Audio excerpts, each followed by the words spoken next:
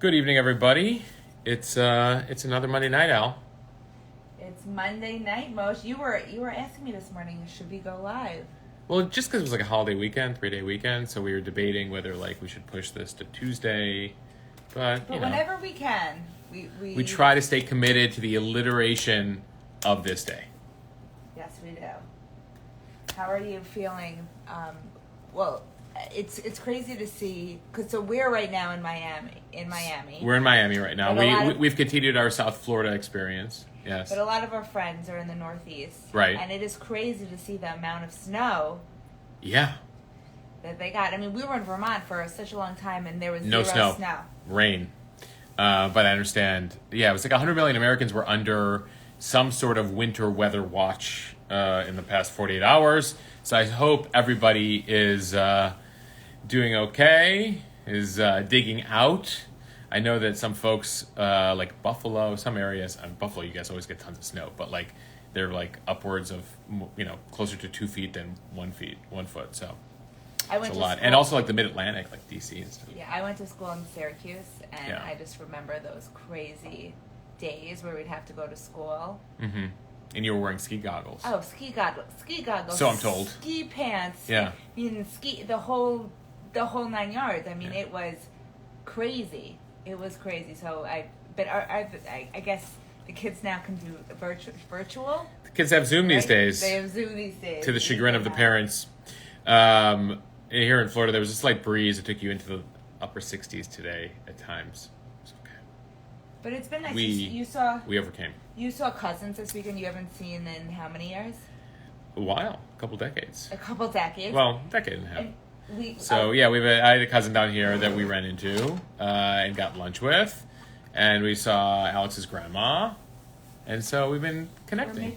We're making our way around South Florida. Happy MLK Day to everyone. We'll talk a bit about that. We'll talk about some voting rights, which I got a bunch of questions about.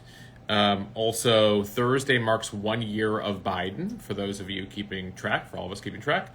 1 year since the inauguration. And Friday, we get a new season of Ozark, Al.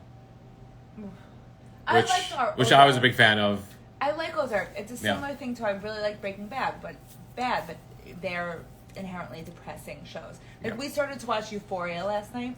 Yeah, we got through, how many minutes of Euphoria we got? Like, you were like, after the first 2 minutes, you're like, I can't watch this shit. Well, I said it's very good. And I should watch it, and we should watch it. Mm-hmm. But at night, when you're about to go to sleep, like, it was late at night already. It was like 11:30. It's a tough watch, like, right before bed. Yeah, it's just a little depressing. I don't know. You guys, let me know what you think of Euphoria, whether it's worth diving deep into that. I see a lot of hearts, Alex, for Euphoria. We'll watch it. Have you watched Euphoria, Magic Mike asked? Yeah, so we started to... These might be one of the shows. Alex, for the most part, Al and I, like, get through... We stay committed jointly to most of these shows. There have been a couple shows where, like, you're like, Mosh, you just watch this on your own at this point. But I feel like we can hold hands and jump into Euphoria together. Hold hands and jump in. Well, like a pool. Like, you hold hands and you jump off a cliff. Emily Mlk wrote in all caps, Euphoria is definitely worth the watch, Al. For sure. So, and Girl from Oslo, another person recommends Girl from Oslo. Which we have to watch those shows. So we finished Friday Night Lights, I will say. We did. We finished Friday Night Lights 11 years after its season finale, but it was, we never watched it. So we got into it, and it held as a show, I think. We enjoyed it. Yeah. The Great on Hulu is also, it's the Lewis show, said The Great on Hulu. Okay. That was another show. So on my Instagram, ALSALL, I did a poll about 4 weeks ago, asking people what their favorite shows are, and I saved it on my highlights. So it's an Al's, for those of you tuning in for the first time, my wife, Alex, her account at ALSALL, she has a whole bunch of show highlights from all of you. And one of the other shows that was not mentioned here is Yellow Jackets. Yellow Jackets is big, and people keep saying Dope Sick, Al. I know it's like, it's about the kind of opioid crisis in this country. Not the most uplifting, but a real thing. One thing, as we get into our topics tonight, that I recommended was the MLK FBI documentary. If you have Hulu or have access to a Hulu password, found it fascinating. They've declassified a bunch of MLK FBI documents. By the way, a whole bunch will get declassified in the coming years. And it delves into, like, and I posted a bit about it today, just the, FBI, J. Edgar Hoover ran the FBI for like decades, and his mission to take down Martin Luther King, who he felt was a threat to the country. And it just goes to show, as we, the esteem we now hold MLK in, national holiday.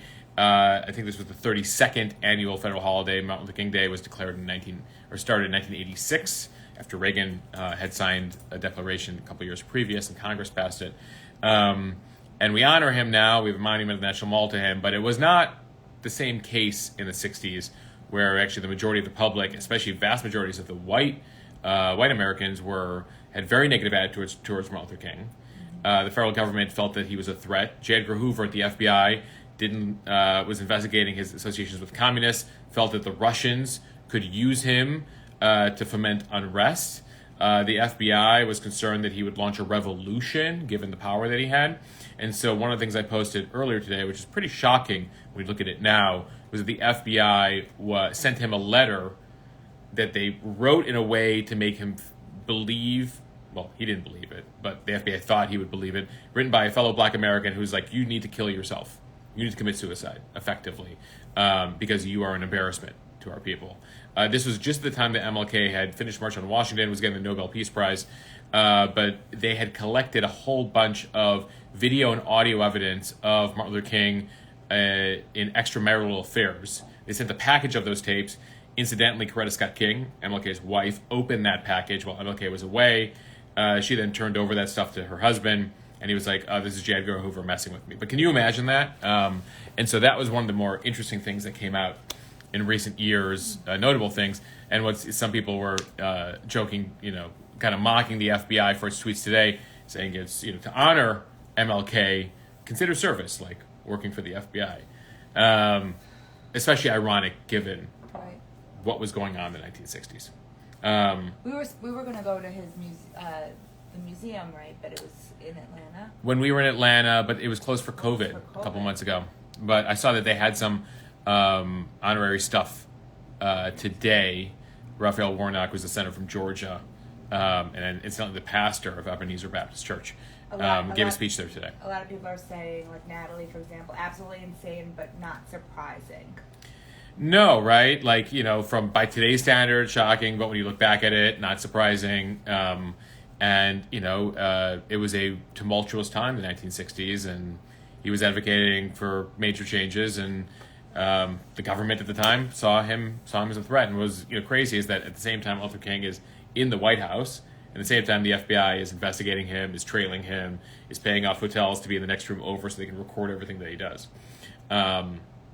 And so anyway, that FBI MLK documentary is among those I would recommend. That's over on Hulu. Some people are noting that aspects of this were covered in the movie Selma, yes. But the documentary just focuses on MLK's rise and how the government day to day was dealing with it. So let's see what we got here. Yeah, the one notable thing was that the FBI director Hoover called him the most notorious liar in the country. So can you imagine the FBI director doing a press conference calling MLK the biggest liar in the country? That was happening, and so we're looking at it 50, 60 years later, but it was the history of it is worth delving into if you're interested. So along those lines, I got a couple questions related to the voting rights legislation that's up on Capitol Hill. Then we'll get to the synagogue shooting. We'll talk a little Omicron. We'll talk what do we got up there? 5G starts on Wednesday. It's a huge issue right now between the airlines and the FCC. Got a couple questions on Ukraine, Russia, and some concern about what's happening out in the Pacific in Tonga, which we're trying to figure out the damage assessment, the people missing related to the volcano. But on the Voting Rights Act, that was the big thing that came out of MLK Day today. A lot of Democrats saying to honor Dr. King, honor his legacy, we need to be passing voting rights legislation. Long story short this week, guys, The Senate will begin debate on this tomorrow, Tuesday. It's a piece of legislation that both combines both were voting rights bills that passed the House. The House effectively passed two voting rights bills. One is the John Lewis Voting Act. One is the Freedom to Vote Act.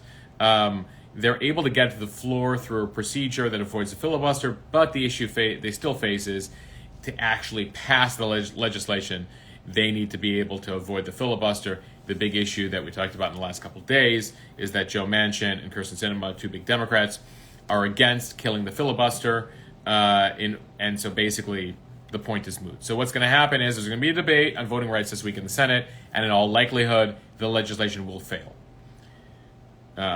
So the question I got from folks, and we'll just back up here for a second, is related to the filibuster. The filibuster is a 200-year-old plus Senate rule.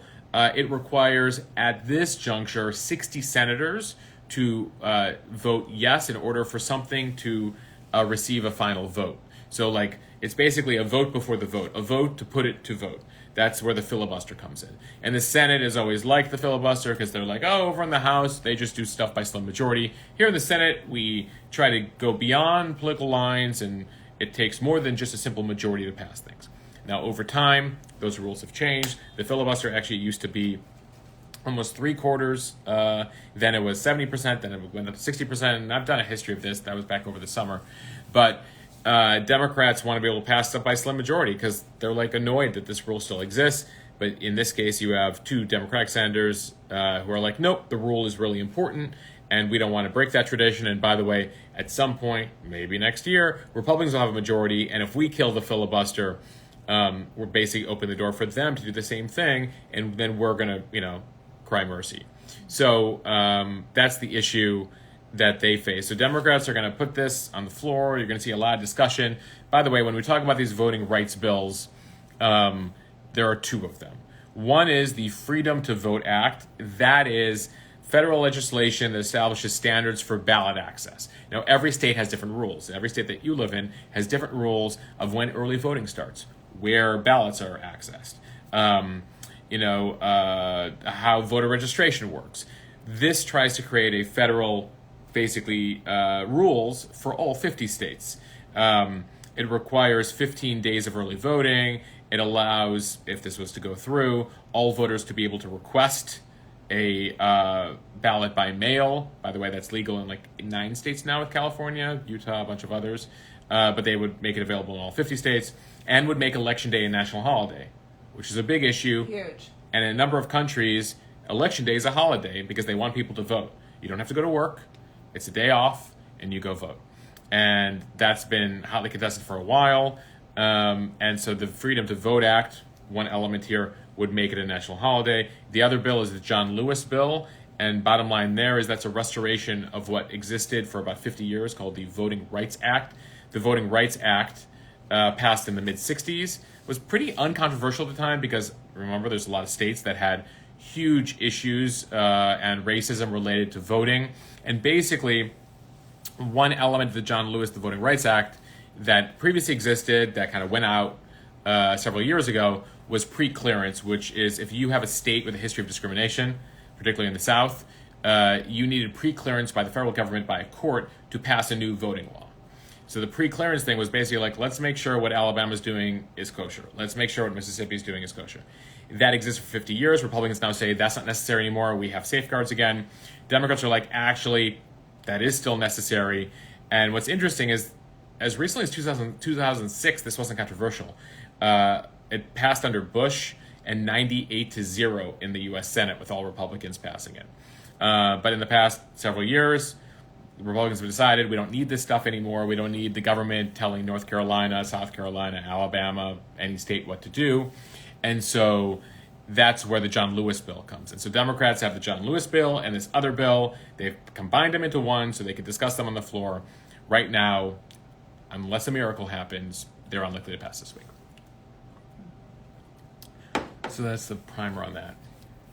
Mark Owitz Leonard just said, why voting before or after work is a problem? Why? Well, for some folks who might be a single parent, might work an off shift, the feeling is, the argument is, we should be able to make voting as accessible as humanly possible to as many people. That in a democracy, we want to encourage as many people as possible to vote. Somehow this has fallen along party lines, where Republicans, at least based on their arguments here, feel that limiting access helps their side. Democrats feel that increasing access helps their side. Interestingly, if you look at 2020 numbers, we saw a record number of voters, partially because they allowed, because of COVID, mail-in ballots, etc. And you saw record numbers on both sides. So even some Democrats are like, hey, Republicans, you were helped by increasing voter access. Now, by the way, there's a lot here. One of the issues and one of the concerns Democrats have, particularly when it comes to the Voting Rights Act elements, the John Lewis Act elements, is that a bunch of states are now passing new laws related to how ballots are counted.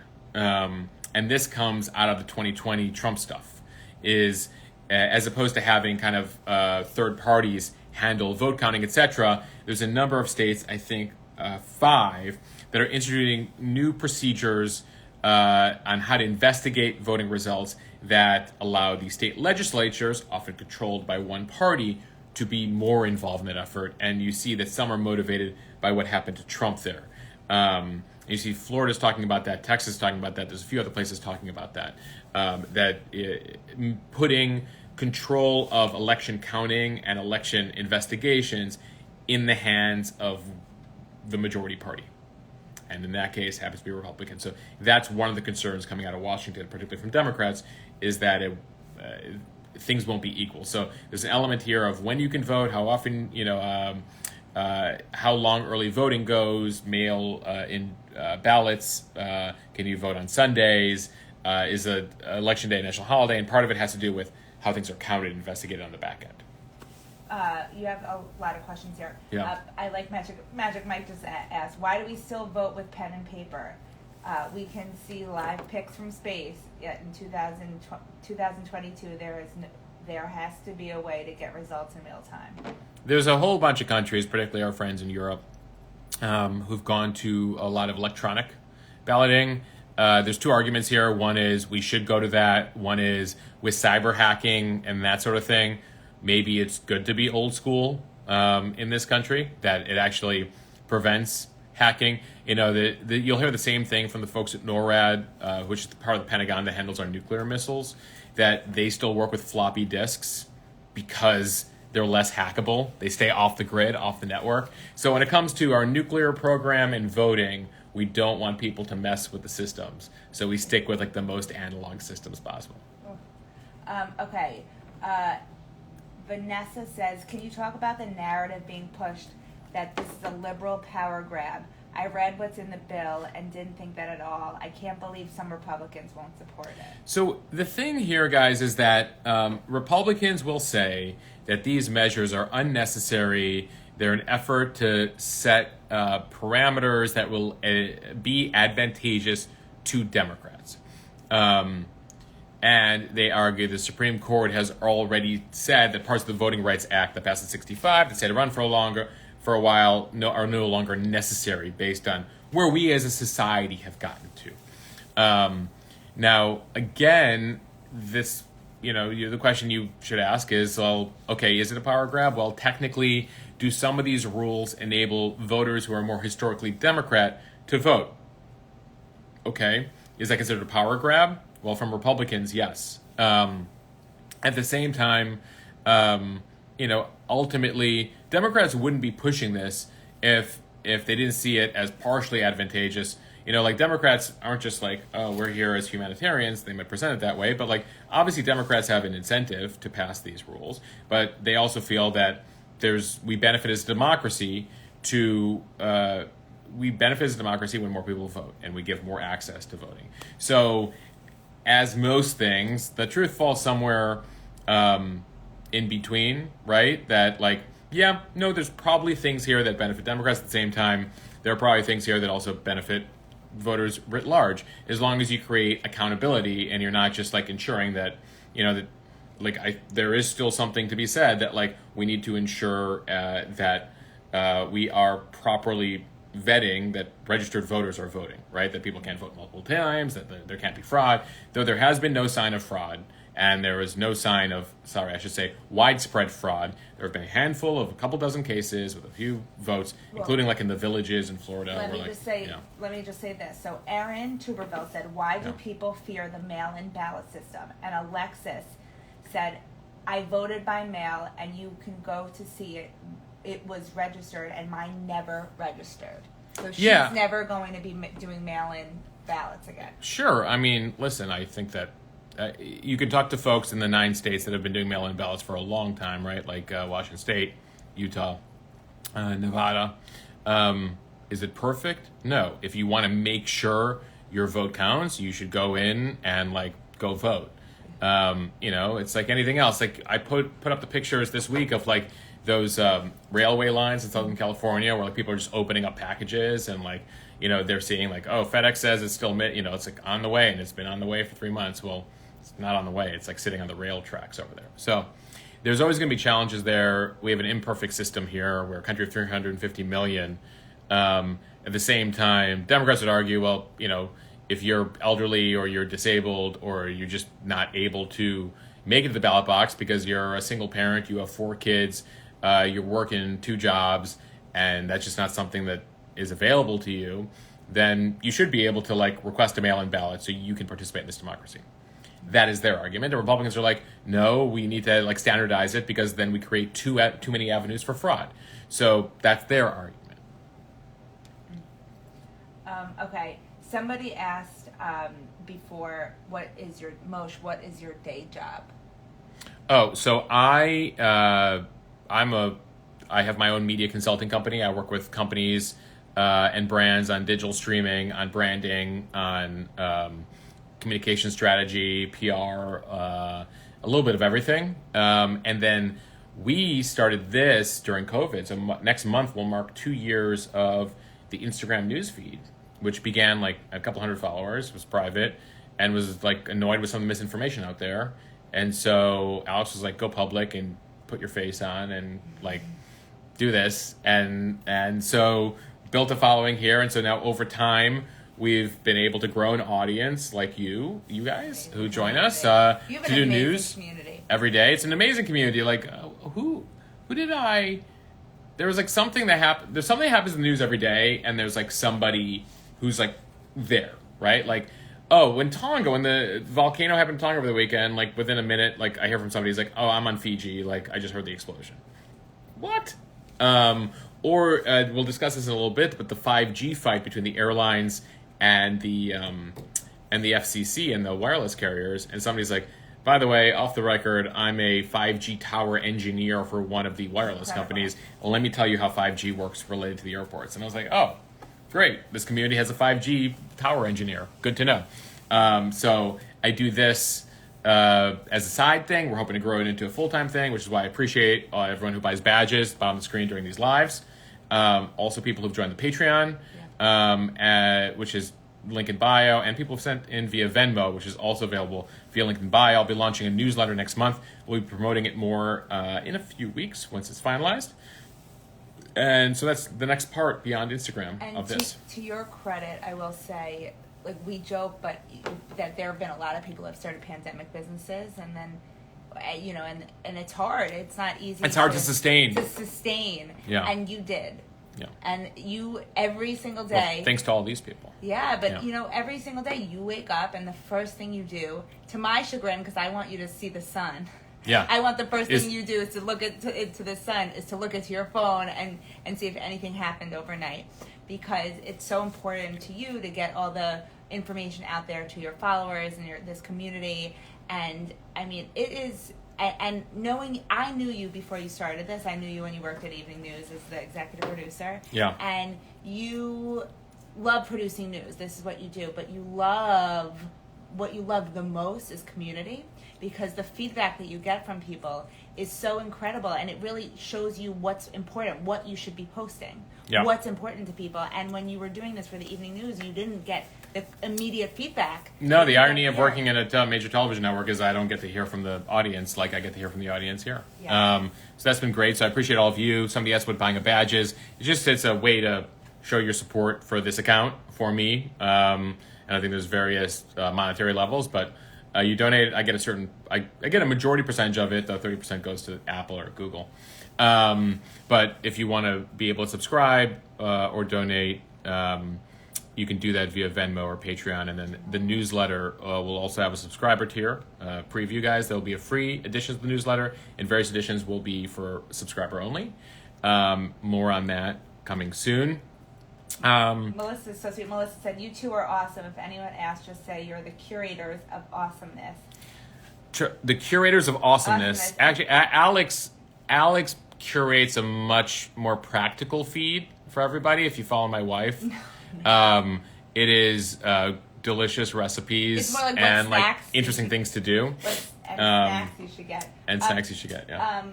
Magic Mike said, and this community has a Janet Jackson expert too. Don't forget it. LOL. Magic Mike, next time Janet's in the news, we will. Do it live. Well, I'll go live with him, and you'll talk about it. For sure. But yeah, this community has experts on everything, and some people who purport to be experts on certain things. And Ro Meg said Joe Jonas and Sean Brock's wife were my influence to Mosh. Joe, we're very grateful for Joe Jonas and Sophie Turner. We're very grateful for Nick and Priyanka. We're grateful for Bobby Bones. We've had a number of notable followers who've recommended us to their followers in the last year. We Were What, a whole bunch of folks in a variety of places when major news events happen who've recommended, and we're grateful to all of them. Natalie asked what my handle is. I will write it here. Yeah. Hi, it's Alex. Look, Alex Regier actually put your handle in you did. Alex Regier, another Alex, who's probably, Alex. I think he's about 2 miles away from us right now, Alex. I'll be doing his podcast tomorrow. Oh, you're taping his podcast tomorrow? Jingo Media. That's why you can't come with me with my haircut. You're right. But it's good. It's more important that you're doing that podcast with Alex. Melissa Wood, Sharon Sesso, Barbara Corcoran, Kelty Knight, all great people have all recommended this, so I appreciate whatever avenue you've taken to find us. We appreciate you being here. All right, so we talked voting rights. Were there any other questions on voting rights before we jump to the next thing? There were. Yeah. First, Leah brought up a good point about gerrymandering. Yeah. I feel like you should just touch on that for a moment, and then we can, move on. So voting in this country is complex, and there's a whole variety of issues, and we could, in fact, courses are taught on this at colleges for entire semesters, entire years. You could do a master's degree in this stuff. One of the things that is done every 10 years in this country is a redistricting based on the census. So one of the things that's in the U.S. Constitution, going back to the beginning of this country, is we take a census in this country of who lives here and where do they live. That's why the census is so important. We get a sense of how many people live here and where they live, which is why, I hope you filled out your census despite all the COVID stuff a year and a half ago. Then state legislatures in your 50 states then use, in most of those states, because some of your states only have one congressional district, the entire state, but in districts that have multiple congressional districts, multiple members of Congress, the U.S. Senate is 2 per state, so that's irrelevant here, members of Congress, the state legislatures, for the most part, then draw the lines based on the population changing, which ostensibly makes sense, right? Populations have moved, people have moved.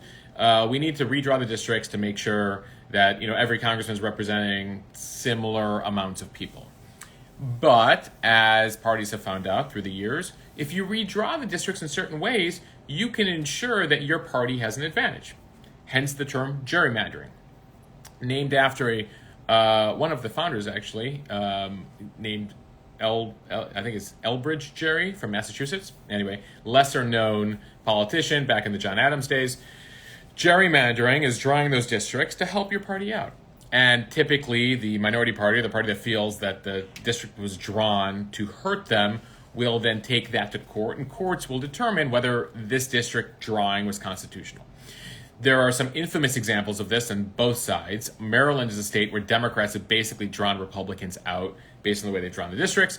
On the other hand, you have places like Texas, where they've split Austin so many ways that almost every district around Austin has advantaged Republicans, despite Austin being such a huge city with many liberals. But if they split Austin like a pizza, and each core part of Austin's in a different district, there's a way to kind of play the math, play the numbers.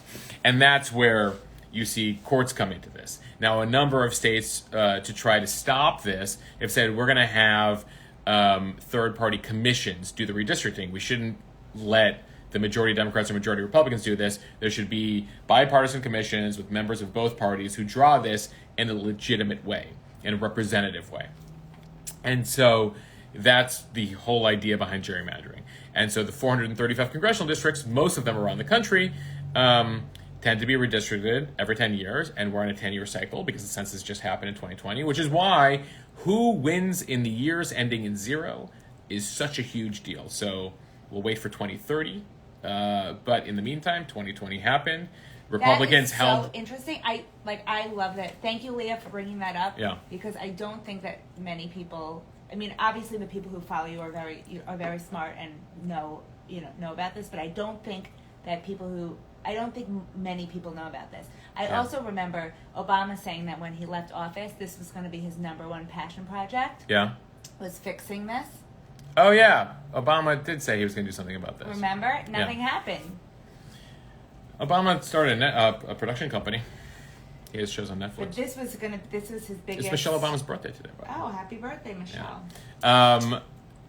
So anyway, Melissa said, "How is this allowed? How is this allowed? How is what allowed? But why? We're is this America. allowed? We do stuff in a funky way. We still use inches and feet and meter and miles. Wait. By the way, somebody is in the messages saying I'm both siding. What am I both siding? I really would like to know, because I know there's some people who feel very passionate about this stuff. I try on this. I just want to, for those who aren't here as often, try to explain things from both political perspectives on why they do the thing that they do.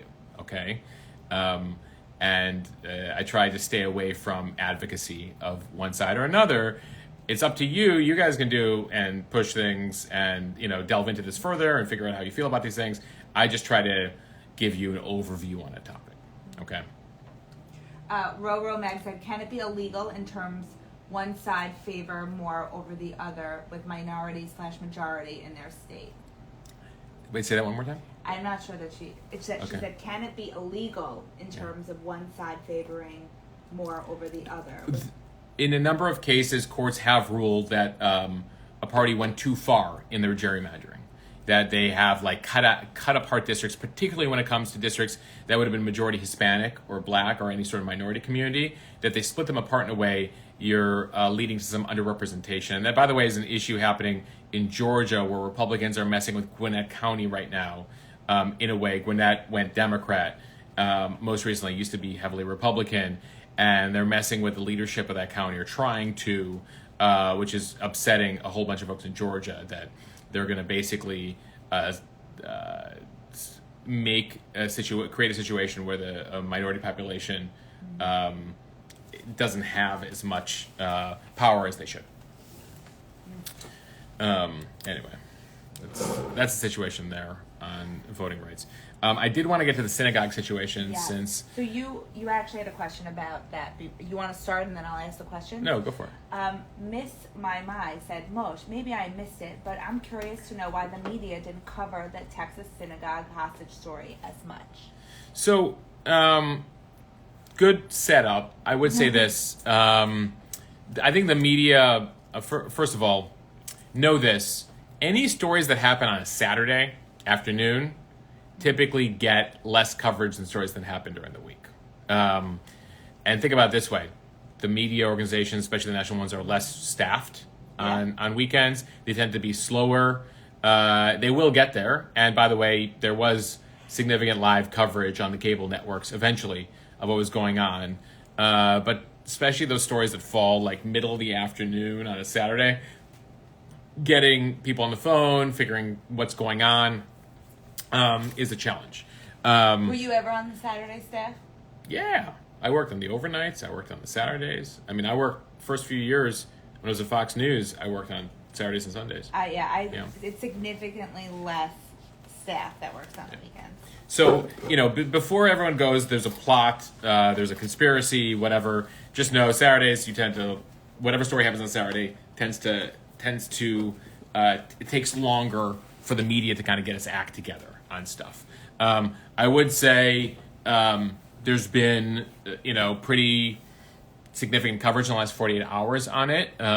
You saw the interview with the rabbi on the CBS morning show. They gave him 8 minutes, the 7:30 slot. By the way, that's a slot on morning shows, which is considered kind of the biggest interview. Any of you who still watch morning shows know that the 7:30 story on ABC, NBC, and CBS is considered the most teasable story, the biggest guest. They want people to hold because that commercial break from 7:20 to 7:30 on your network morning show is the longest commercial break. So how are they going to hold you for 10 minutes?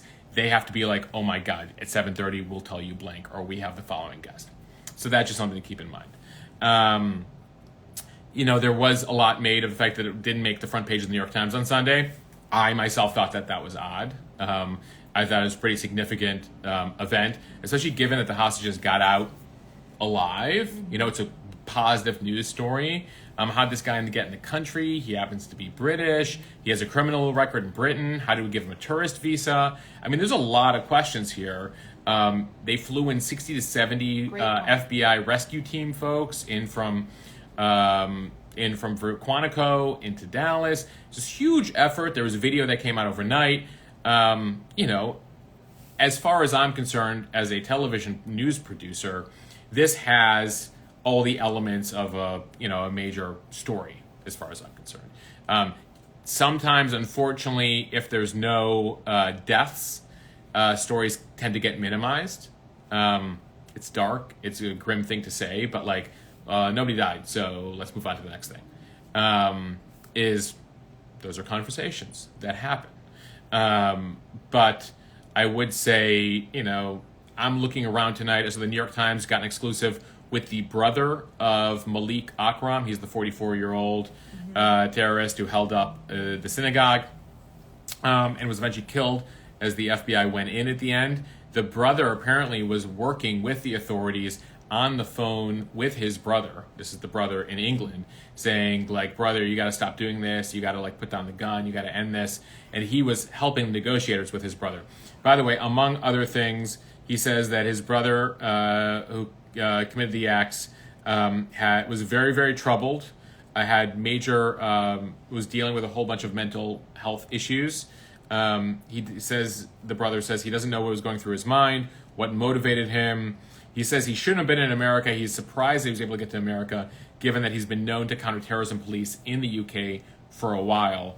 And the fact that we let him into the US, I heard from some of you on DMs that you have European family or friends that try to get tourist visas to the US, and they have trouble getting tourist visas, and yet this guy got a tourist visa, made his way through JFK Airport, made his way to Dallas, somehow got a gun, and was able to, do what he did on Saturday. How long do these investigations take, to figure out what happened, typically? I mean, in this case, it sounds like they have cooperation from the family. Mm-hmm. So I would say this is probably going to be a speedier situation. And so ultimately here, the family is helping on the UK end. They've arrested 2 folks in the UK, 2 teenagers, who I believe are related to Akram. By the way, the UK has different arrest laws, so don't get overexcited about the arrests. They have a lower threshold for being able to hold people in the UK than we have in the US. In the US, you can arrest someone, but you got to charge them immediately. In the UK, you can hold people for longer, based on the law. So they tend to arrest more folks and then release them, as in the US, an arrest is more meaningful. There's that. What other questions do we have on the... Markowitz Leonard said, and what the FBI said about recent terror attack in a synagogue, not a hate crime against Jews, ? FBI is next. Yeah, so the FBI just knows a field leader or whatever at the press conference on Saturday night minimized. He's this didn't have to do with the Jews. And people are like, well, the guy went into a synagogue on a Saturday, held a rabbi hostage, made the rabbi call another rabbi, said on the Facebook live stream that he chose this location because it's the closest Jewish location to the prison that the Lady Al-Qaeda, the terrorist he's trying to get released, is. There's 6 reasons he cited that he chose a Jewish location. Anyway, the FBI headquarters clearly heard about this, heard the feedback, and put out a statement late last night, which actually just popped for me this evening.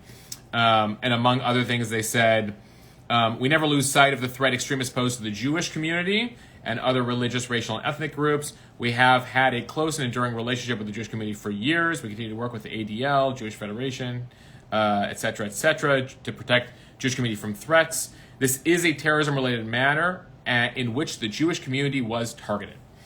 So the FBI made it clear, I think in their statement, they used the word Jewish four times in 8 sentences.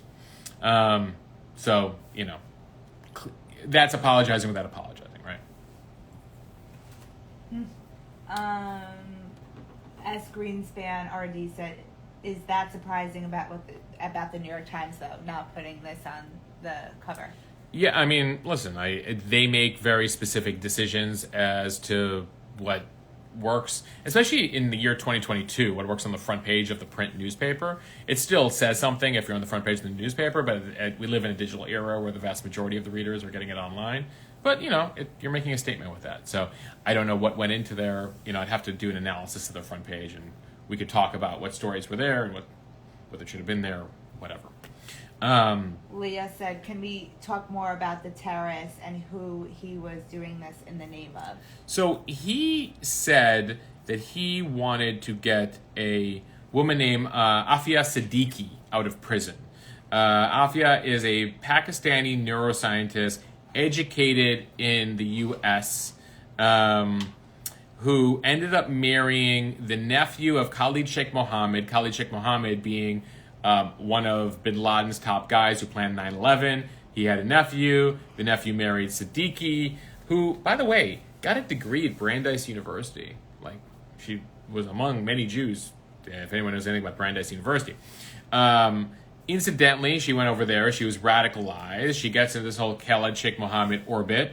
And she was accused, tried, and convicted of trying to kill American military officers while she was in Pakistan and then Afghanistan.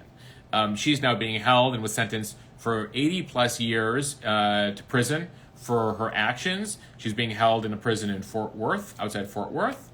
For some reason, this guy, Akram, got interested in it. By the way, his brother tells the New York Times he doesn't know why his brother suddenly got interested in this story. But by the way, there is a movement among a number of organizations, including the Council of American Islamic Relations, to get Siddiqui released. They feel that she was wrongfully convicted. There have been protests related to that. By the way, Siddiqui was pretty outspoken in her hatred of Jews and Israel in her trial. In fact, asking for a genetic test of the jury to ensure no Jews were on the jury, among other things. That, of course, did not happen. So that was the person who he was trying to get released. And by the way, it'll be interesting to see if this effort around her wrongful conviction or whatever, how the events of this weekend impact that movement, right? What else do we got on that? That was, the thing on the synagogue thing. I do feel that, hold on. I think I got everything there. We hit the FBI thing. Want to talk about Omicron? Yeah, we could talk Omicron. We could also go, if we got 5G, we got 24 hours till 5G hits. We'll do Omicron real quick. Yeah, do Omicron. So anyway, to wrap things up, we do need to find out from ICE and the U.S. and the State Department, etc., how he got in the country and how he got the gun. Those are kind of the questions to be tied up at this point, given what we've heard the rabbi say and what we heard the brother say. And it'll be interesting to see if the FBI ever tells us why, what took place, because once the rabbi and the final two hostages get out the door, and you've seen that video, then Akram is in there by himself at that point, and there's dozens and dozens of SWAT team members. What took place? What did he say? What did he try to shoot at them at that point, as to why the FBI ended up having to shoot to kill him? Because obviously, he would be able to clarify for us more if he was alive. So those are the final questions there. Omicron. Latest details here. Northeast, we've passed the peak. Mazel. Florida, you've passed the peak. Houston. So, there's communities across the country where they're checking the sewer every day for COVID testing, and they're able to check COVID percentage based on what's in the sewage system. Based on today's poop check in Houston, they've passed their peak because they check the percentage of Anyway, I won't go into more details there, but you get the point. So that is the early alert system in many places, cities, and towns across America. You think you have like your COVID cases going up, going down, check down below the ground. But we still are waiting on the West and the Midwest, which are still kind of edging towards their peaks.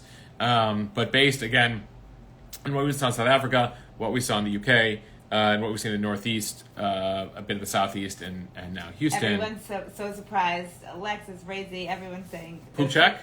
Yes. The poop check. I have posted a few stories about the poop check COVID thing, but I don't think we pay these people enough on a good day. But whoever is going down the sewage system to grab whatever, or it's going through Can this... I say something? I think that should be your next Patreon interview. I want to talk to somebody, by the way, this community is large enough. If you know somebody who knows about the COVID poop check that happens in towns across America, send them my way. Hit me up. Let's have a conversation, because like this is a fascinating thing, right? The amount of information you can tell about somebody, and in fact, by the way, if you read certain spy books, the CIA and foreign intelligence organizations for a long time have, among the things they try to do is to get a piece of, like, certain foreign leaders are very cognizant about where they use the bathroom because they know that the enemy might want to check them out, and like based on checking out what comes out of you, they can see whether you have cancer, whether you like suffer certain diseases, etc., and then use that against you and your country. So it's very interesting. Like poop. Actually, there's a book here somewhere. Are you going to write it? I think I just decided to write it. Oh. I don't know if I have time for that. Sarah but said we'd have to 100% pay those people more. We have to pay those people more. You're like, well, what is the sewage system? Like, what is COVID up or down? I don't know. Check the sewers. So that's what we know right now. And part of the country. I'm about to sneeze, but. And so. Do you need a tissue? I think I'm going to survive this one. I think I'm okay. Don't look at the light. It's because you're staring at a light. This ring light. Mm-hmm. It'll get you to sneeze. It'll get you. All right, so that's what we know right now. It is a serious situation, though, at a number of hospitals. They were already short-staffed. I know that they're asking healthcare professionals in hospitals across the country to come in sick at this point because they're so short-staffed. I did see pictures on one of the networks tonight of some hospitals setting up like extra beds in garages. I did see those beds were empty at the one that I saw, but I know that that's an issue. People are saying to block this person. Okay. And so... yeah, getting it done says, I also learned something on Mondays. People are saying that they are learning about... Wait, hold on. Change on. Oh, wow. Everything okay? Yeah. Juan says, Kim Jong-un travels with his own toilet so that other countries don't have access to his poop. This is the thing. There's major stories where foreign leaders would stay at the... there's a house called the Blair House across the street from the White House where foreign leaders stay. And certain leaders are cognizant of, I'm not using the bathroom at the Blair House because U.S. intelligence takes everything from the toilets there and tests it to find out what's happening with foreign leaders. And they're like, hey, by the way, we know you're going to die in 6 months, so get this done for us.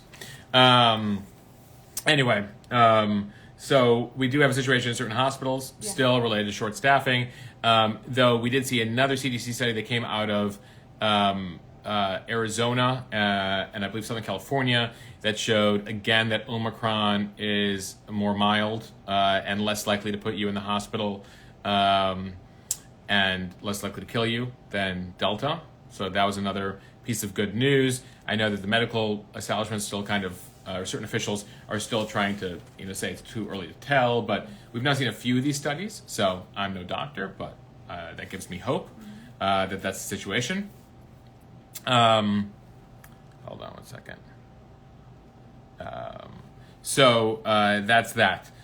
One thing we saw with out of China that is concerning, though, especially when it comes to the supply chain, is they did get their first Omicron case in Beijing. Now you might say they have a case in Beijing, a city that is... How many million people live in Beijing now, Alex? Beijing population. You're asking me? 22 million people live in Beijing. Do you know what that is? That's New York, plus LA, plus Houston, plus Chicago in one city. And I think you could still throw in Atlanta there. They're not letting people come in. They're not letting people come in. They're not going to let anyone. They weren't going to let tourists in to the Olympics, and then now they're not even going to allow Chinese citizens to attend the Olympics based on the situation there. The issue in China and in Beijing is they want to go zero COVID. They're still pushing zero COVID, meaning we don't want any COVID. We don't tolerate it. We lock down cities. They locked down a city, I think, recently. There's 3 cities locked down, including a city of 5 million. They got locked down for 2 cases. And by the way, when we say a lockdown in China, like they mean lockdown. Like you don't leave the house or you face potential arrest. What I don't understand is how are people going to be traveling from all these other countries? They're going to have to put them in quarantine, but they're athletes. They need to move. They need to be practicing for their sport. How are they going to manage this? They've built like a whole campus. There's a whole plan around it. There's daily testing, daily PCRs, a whole bunch of things where they've created this. They're trying to create this cocoon because it's still important to the Chinese that like they bring off these Olympics without a hitch because there's honor to the country in doing it successfully. At the same time, somebody asked here like, when are they going to stop with zero COVID there? I don't know, but China, Taiwan, Australia, New Zealand. I mean, there's a few countries out there that are like committed to zero COVID. The Philippines have still locked their borders down. The Philippines, Taiwan, the Moroccans have all closed their borders since Omicron started in early December. Oh, you mentioned, or we read an article that that out of Israel the 4th booster is not working against. You got me to my next. Oh, did I? My next headline, Al. The other story we were watching today related to COVID. So there's the China thing, and one thing I just want to say on China real quickly is that the supply chain could be hit again if China starts closing its ports again over a case. Whatever piece of furniture you've been waiting for, or piece of clothing you've been waiting for, if you're a small business, some of your supplies, you might face a delay again if China really goes into some sort of long-term kind of lockdown situation. So I just wanted to that was the last part of China that was important there. Then we're getting to booster talk. The 2 headlines there was the one Al mentioned. Israel, in an initial study, they've been giving people over 60 the 4th booster. The 4th shot. So initial 2, boost the first booster, which is the 3rd shot, and they've been giving people a 2nd booster. They have found that while it increases your antibodies, not surprising, and provides a certain level of protection, Omicron can still infect you with the 4th shot. So that's just something to keep in mind. First study related to the 4th booster shot we're getting is hold on, I got a few people that are prom children on this feed who I need to take out of the comments. Okay. It's the first thing that we know so far related, or the first study of sorts that we've seen for the 4th shot. So we'll see what comes of that. That does call into question, though, the push for the 3rd booster, the push for the 4th booster, what it translates to, what public health need it fulfills. We'll see. We did see that Hawaii, right? Did I mention Hawaii? Yes. Hawaii is going to require the booster. So Hawaii is creating a rule now where if you want to be able to move about Hawaii immediately upon landing, you need to have the booster. If you don't have the booster, you got to be in a 5-day quarantine. And then you're free to move about Hawaii. And they're creating two sets of rules there in Hawaii, booster and non-booster. I really hope that, because we're seeing that even if you're boosted, you could still get COVID. Like, I really hope that other countries don't follow this. Well, I think that there needs to be a discussion as to like the science related to mandates. I think what does each where do the mandates, where do they serve a purpose, and where do the mandates stop serving a purpose?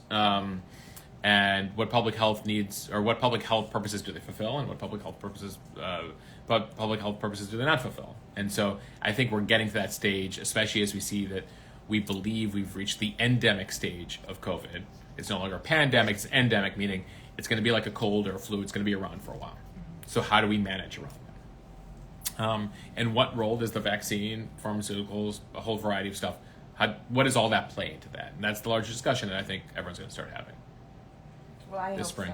So. Yeah. I think that there was a lot of mixed messaging. I think a lot of people thought that the vaccines would prevent them from getting COVID. Would prevent transmissibility. And it's not the case. It just prevents hospitalization. It was bad communication. And it doesn't prevent hospitalization. It's just people... Well, it's much more likely to prevent. More likely to, right. That actually took me to the new polls that I posted over the weekend, right, which showed that the majority of Americans now believe that the messaging has been confusing, which is not surprising. But until October, actually, the majority of Americans thought that the messaging had been consistent, and they feel that in the last couple of months, it's now gotten too confusing as to like what to do, when to do it, 10 days, 5 days, booster, this, like, what does it do, what does it not do? And that's where there needs to be a reset, I think, when it comes to is Fauci still in charge? Messaging. Well, Fauci's an advisor. He's an advisor. He's not... Who's in charge? Who's in charge? Joe Biden. Joe Biden's in charge, folks. I mean, it stops with the president. The buck stops with him. He's got the head of the CDC, Rochelle Walensky, where there's clearly been issues because you saw some of those pieces dropped on her. You got Fauci, who's in the meetings, who's like, by the way, I think this. You have... what's his name, the HHS secretary, who's also there. So you have a whole bunch of people at the table. Incompetency. I think that they could do a lot more to clear up their messages. You can't, honestly, that's my take. You can't just blame Trump for this at this point. It is now a Biden problem. Yeah, he's been there a year. Who's still blaming Trump for this? In fact, Trump is now trying to take credit for the vaccines because, like, he's like, "Oh, those vaccines are how great are they?" And he's getting booed by people because he's like, "Why not?" At this point, he was pushed by people who were like, "Dude, that was a big achievement for you. Like, you should start pushing vaccine and booster again." So now Trump's on that train. So we'll see how long that lasts. Magic Mike said, "How can the Supreme Court say the government can't enforce a mandate, but they can force women to have an unwanted pregnancy?" I mean, we've heard that. Yeah, I mean, I've heard a lot of people say that. I mean, listen, guys, the Supreme Court has to go, like, the way the Supreme Court works is they look at the law of the land, they look at the Constitution. The Constitution says nothing about vaccines. The Constitution says nothing about abortion, right? The Constitution was written in the 1700s.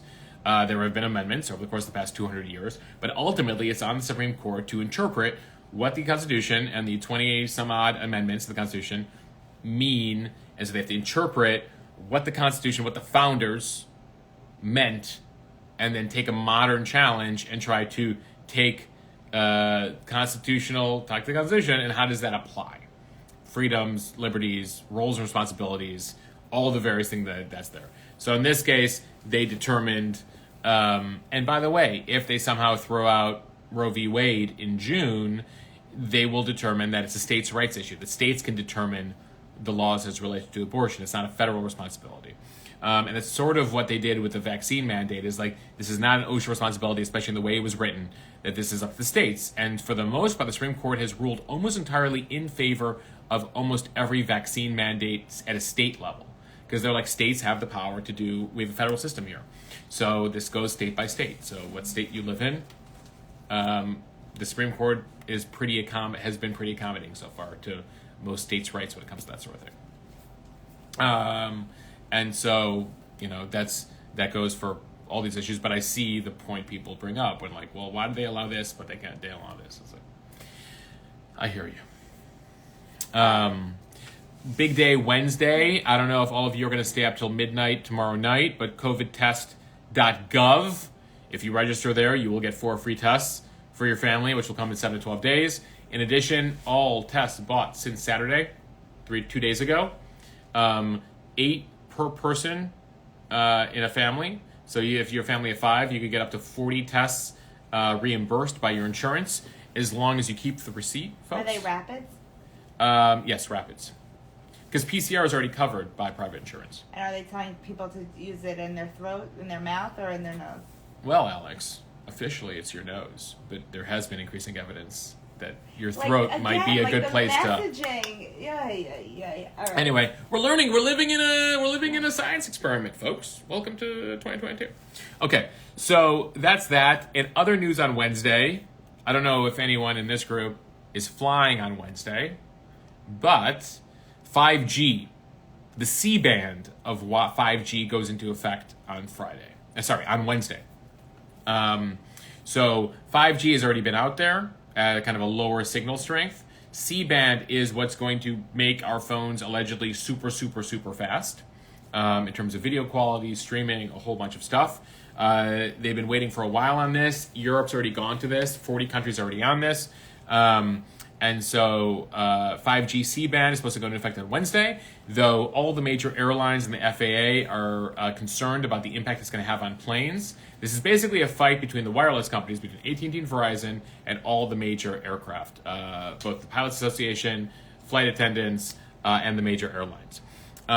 The CEOs of the major airlines said, please, please, please don't do this on Wednesday. By the way, this was initially supposed to be in effect January 3rd, I thought. They pushed it back 2 weeks. That 2 weeks is now coming up this Wednesday. And so... yeah, I wish I had a block situation, but I don't. Mosh has to do it. There's a lot of people we got to block tonight. Okay. That person is blocked now. Sorry to interrupt. What was I going to say? The 5G FCC versus FAA.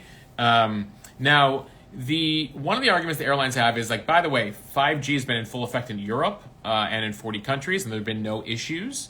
I don't know what you guys are... this is the wireless companies talking. I don't know why you airlines are so freaked out. We've been doing it fine there. If you've been landing in Europe in the past few months, you've been doing it with full 5G C-band in effect. The fact is, because in America we're different in so many ways, also the way that we operate our bandwidths are different than the Europeans. So apparently the bandwidth at the altimeters, which judge altitude on the planes, that bandwidth, and forgive me if you're a engineer here, is closer to the bandwidth of 5G C-band of the wireless towers. So there's a concern here in the U.S. that is different than the one in Europe, that there's more overlap there. So there's a concern at airports when they're landing. Some airlines have said at certain airports, don't use your altimeter starting on Wednesday because there could be interference, including if you have 5G operational on your phone on the plane.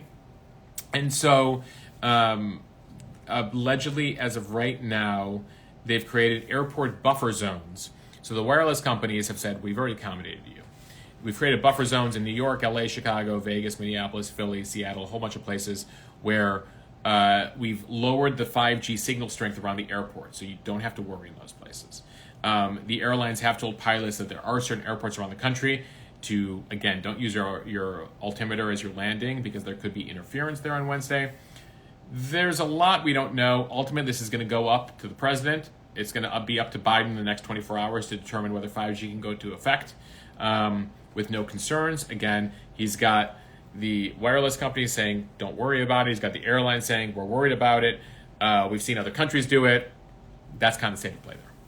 Yeah, Bebop.org said, can't the airport just block 5G 2 miles out?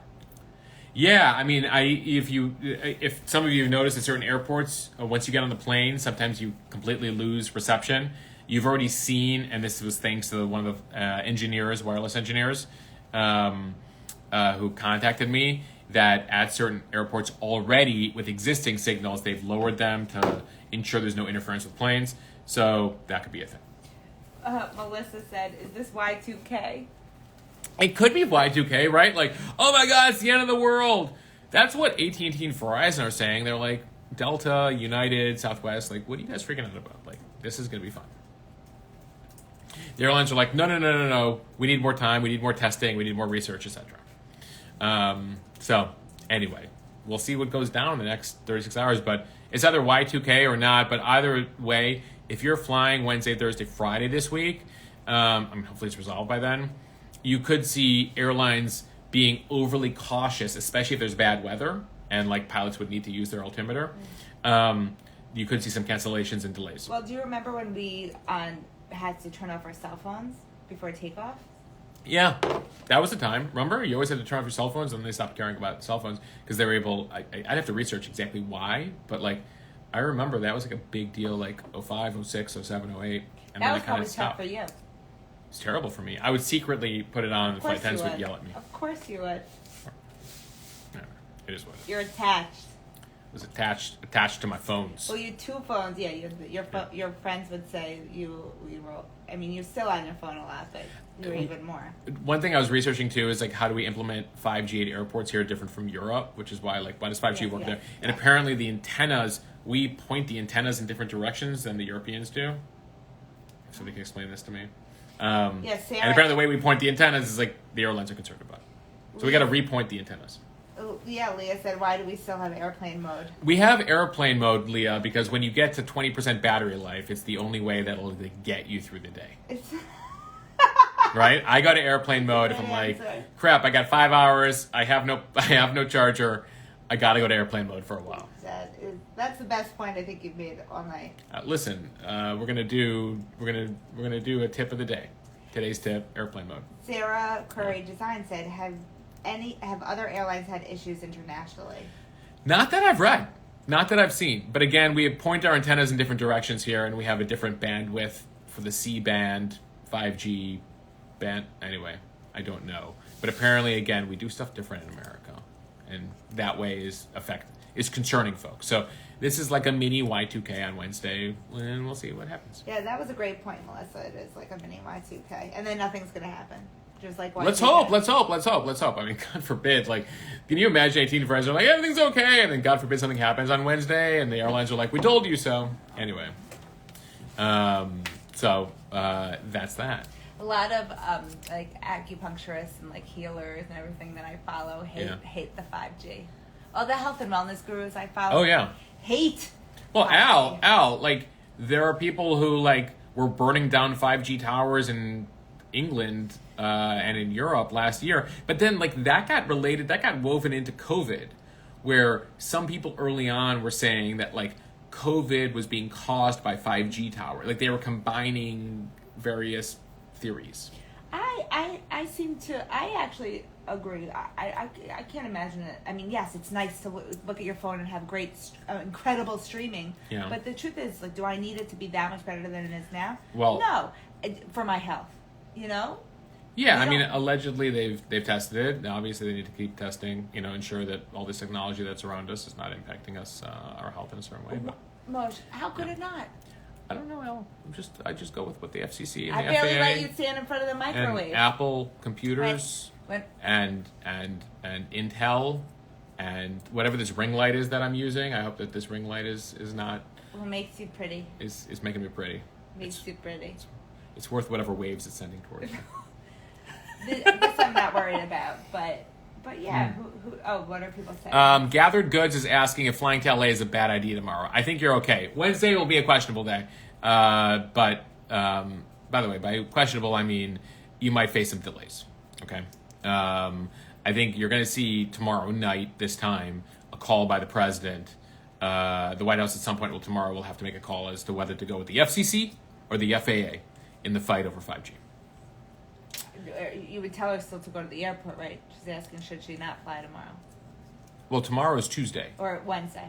If it's Wednesday, I don't know. Just keep checking on your airline and hope that like you don't have a meeting to get to right when you land or whatever. Like there might be some delays. There could be some delays on Wednesday. Yeah, Magic Mike says they say not to put your phone in your front pocket because it kills sperm too. Who's LOL. they? Who do we know? Who does Magic Mike know about the sperm? But no, it's true. I've heard my acupuncturist says, please tell Mosh not to keep his phone in his pocket. Literally, TMI, folks. She has said it to me. Yeah. And where do you keep your phone? Back pocket. Okay. Which pocket do you want? Otherwise, I gotta carry a Merce. I'm gonna get you a Merce. Do I need to carry a Merce? I think you need to I'm gonna get be a that Merce. guy. I can't be a Merce guy, guys. We're gonna do a poll. But like in your jacket we'll see if they'll pocket, accept me as a Merce guy. in the front pocket near. Yeah, I do that. The jacket pocket. No, like up here. Oh, up here, chest. Yeah. Okay. Well, pick your organ. Pick the organ that you want the phone closest to. Oh, yeah, I see. Abuse is butt cancer. Okay. Is there anything else, Mosh, that you feel like we didn't address? So Tonga, we're waiting to see. I'm very hopeful that right now we just have no communication with that island in the Pacific, about 80,000 people, after the volcanic explosion. The Australians and the New Zealanders have sent planes there, trying to get a visual cue. The volcano basically sank. It was above ground, and then one exploded underground, and like there's so much ash and dust there. So they're trying to get in touch. So your guess is as good as mine as far as what's happening. They are like many hours ahead of us, so it's probably already like sunset there on Tuesday. But I will say that the first I see pictures, I know more. I'll pass that along. Djokovic, did he go back to Serbia in the end after Dubai? I haven't followed his actions. The big headline, though, guys, is that not only can he not compete in the Australian Open, which started today, but now the French Open is in question because the French have passed a law that they say they will make no exceptions for that you have to be vaccinated. Now, by the way, this really only impacts a handful of tennis stars because 96 or 97% of the folks on the professional tennis circuit are vaccinated. But we'll see the next drama. We'll see how the drama plays out with the French and Djokovic in the coming months. The issues of the U.S. Open and Wimbledon won't be issues as of right now. It looks like he can beat it. He can go to England and he can go to the U.S. But of the Grand Slam right now, one is out and potentially the second one is out. So that's my latest with Djokovic. My grandma was very upset with that when she was very upset at him. At Djokovic? Yes. Well, also my 86-year-old grandma said that he was. Say what you will about the vaccination thing. I think what a lot of people got upset about was that he had COVID and was spreading it around and not taking other people into account when he had just tested positive. Terrible. I think that for a lot of people it's like a final straw. Like Djokovic, come on, dude. 1,000%. So Sarah and the girlie said, "What's up with the newsletter?" The newsletter will launch next month. Yep. I got a whole bunch of names from you guys. I think we're edging towards Mo News for the newsletter, but we also have the Mosh report. That's kind of what it came down to. Should we do a vote on it? I think you should. Okay. So we'll do a vote on the name of the newsletter. It's looking like it'll come out several days a week. The newsletter will have both free editions and subscriber editions, depending, and we're still breaking that down right now. And we'll have sign-up starting very soon as related to the newsletter. Just got to finalize some details. Very exciting. Sarah Curry said that we should do a Kickstarter for the Mosh Merce. We could just create a level of Patreon supporter that is specific to the Merce. Like if you pay X dollars a month on the Patreon account, or if you Venmo me and you're like, listen, I appreciate what you do on Instagram, $5 towards what you do on Instagram, but $10 towards the Merce, whatever you want to do. Alex will find the Merce, the 5G safe Merce for me. 5G Merce. Yes. That's a handbook. So what do we have? We have Mo News. We have Mosh Report. People are going back and forth now in the comments. Heather said, you have a Patreon question mark? Yes! Do I not? I don't promote it enough. I feel like, I don't know, maybe I need to spend more time, I feel guilty, being hey guys, here's a way to support me, but I probably should do it more often. I do have a Patreon account. If you go to my bio on my main Instagram page, you can join various levels of Patreon to support this.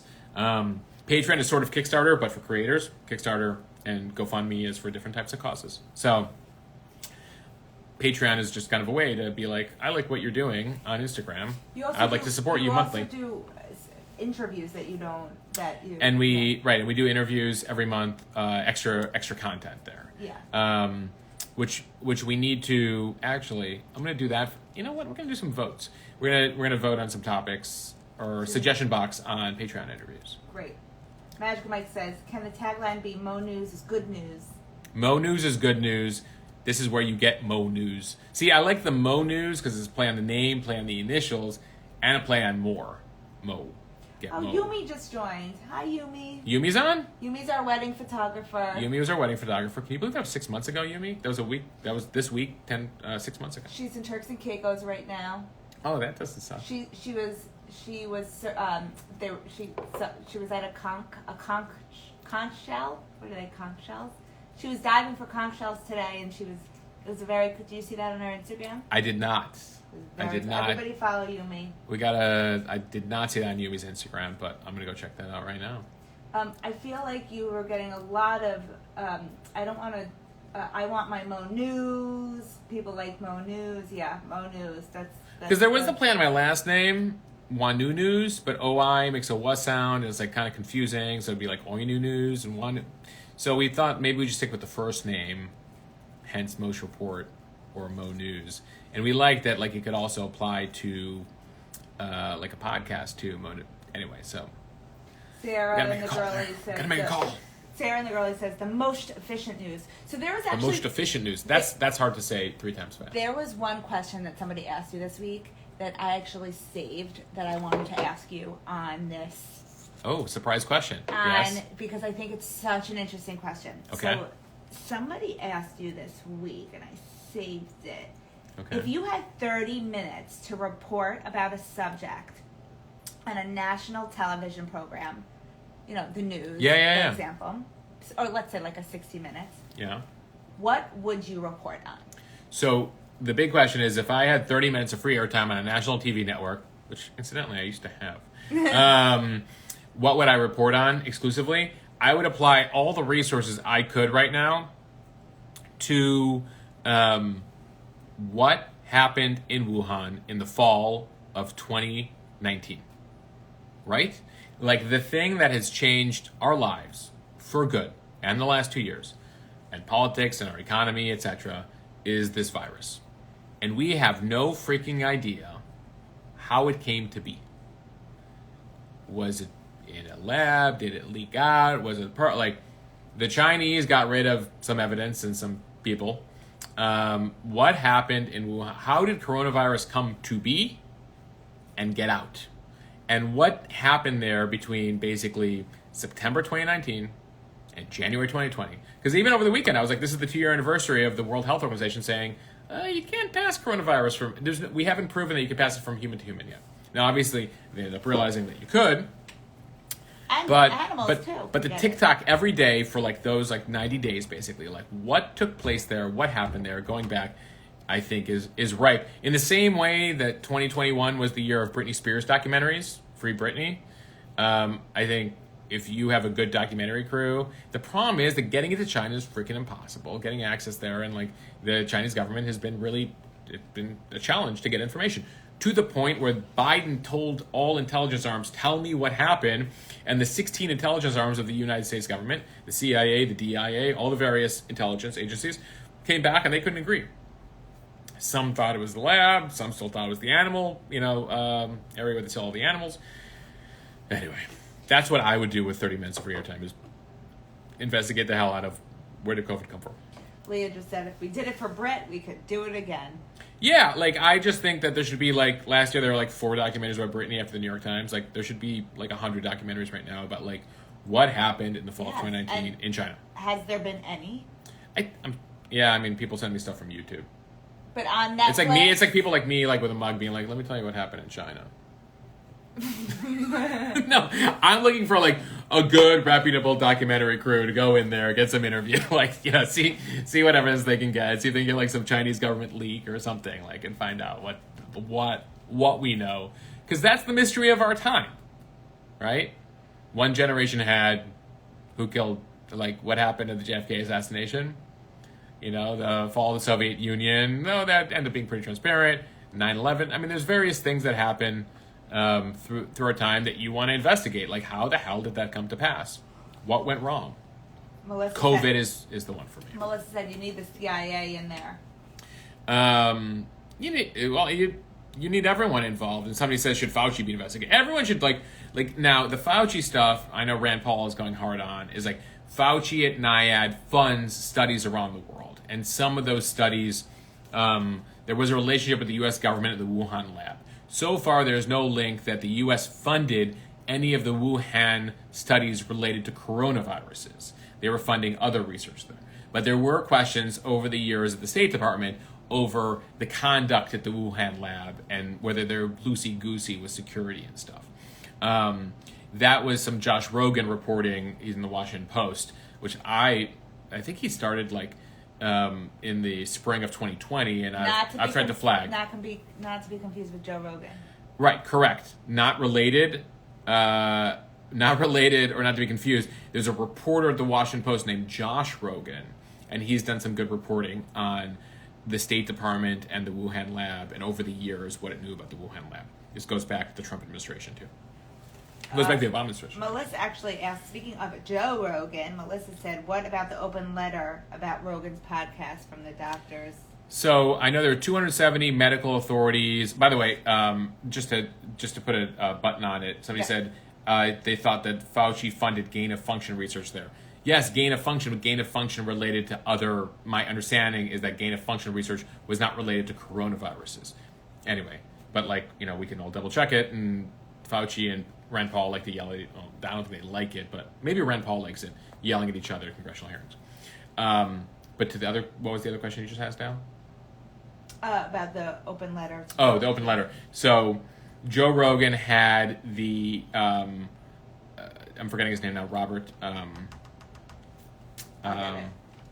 He had the guy on for 3.5 hours who was involved in early MNR. Robert Malone research back in the late 80s.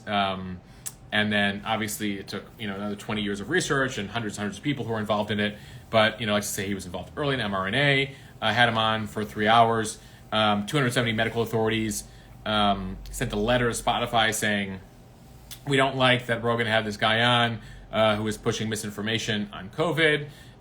He was suspended on Twitter, was he? Well, that guy Malone was suspended on Twitter. Rogan is preparing for a day where he's suspended from Twitter. Twitter has an arbitrary five violation rule. You commit a fifth violation, you're off of Twitter.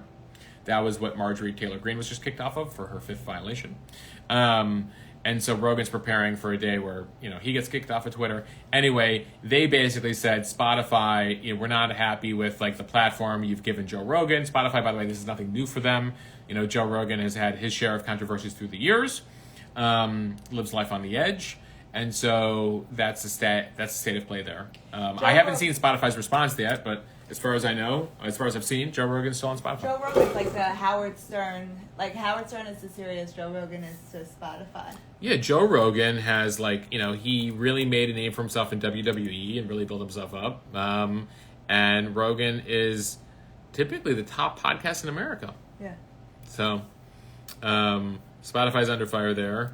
So far, I have not seen Spotify respond to the critics, but the Spotify CEO has acknowledged in town hall meetings, they know how much money they've invested in him and how much money he brings in. And so far, they said, or they've made clear that, they believe that he should continue to have a platform, or they should continue to provide him a platform.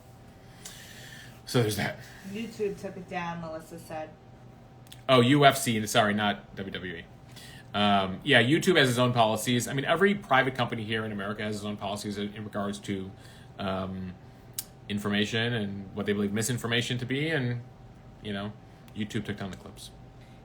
Billy Oldfart said, how about OAN losing their platform? Yeah, OAN, the One American News Network, which is makes Fox look like MSNBC. So pretty far right, is losing, I think, DirecTV distribution. They've determined that OAN, which by the way is being sued for election misinformation, shouldn't be on their platform. Now, by the way, if you're a major cable provider like DirecTV or any of these companies, you're not dropping a channel unless you also are not that many people are watching it and you feel like you can get a PR win and not lose too much money.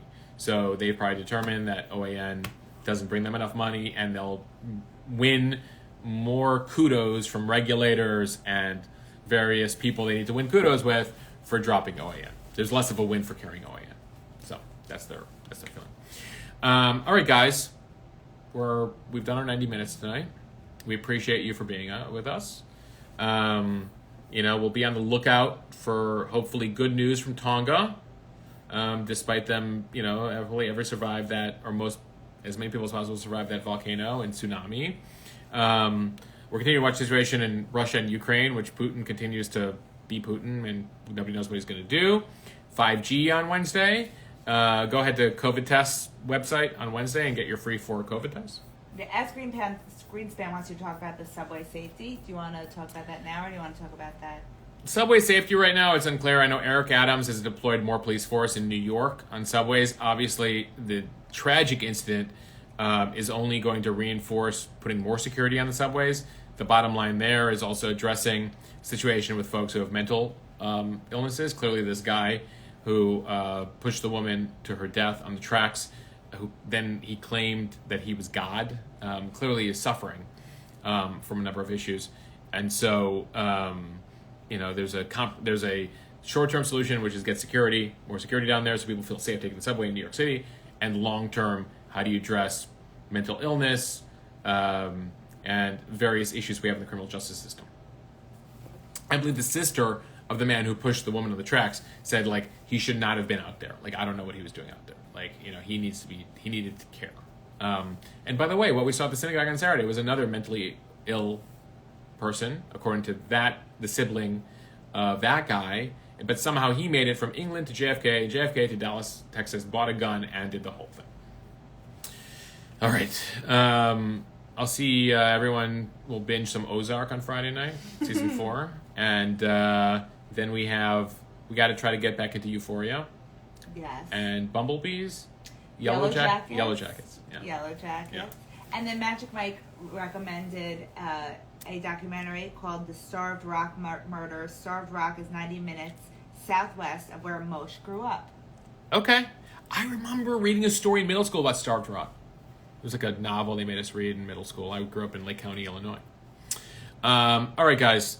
Thank you. Thanks to all of you who bought badges. Heather says, I enjoyed the respectful and insightful comments in here, too, from you all, which is very true. Thank you to everybody. Thanks, everyone. The discussion is always so good. The discussion is always so good. And honestly, like, it's what makes these lives so great, like everybody's comments. And thank you for, all our OGs and everybody who... OG supporters. OG supporters, and also everybody new here. Like, I really, I try my best to curate your questions, but they make this so interesting and so fun for us. So thank you so much for Thanks, guys, coming and on every Monday. Join the Patreon, and I'll link it tonight per request. Anyway, guys, thank you. Have a good week. Have a safe week. Talk to you.